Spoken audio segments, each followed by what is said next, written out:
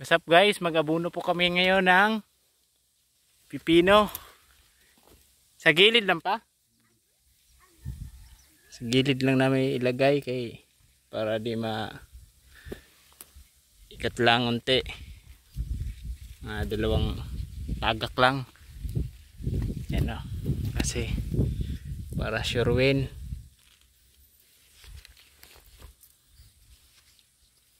Oh, may mga ninipot na oh. Lia, ay diha. Yun no. Ikat lang. Guys.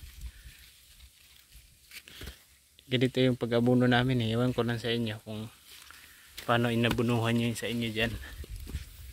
Ikot lang sa amin. Hindi namin dinadamayan kasi mamatay.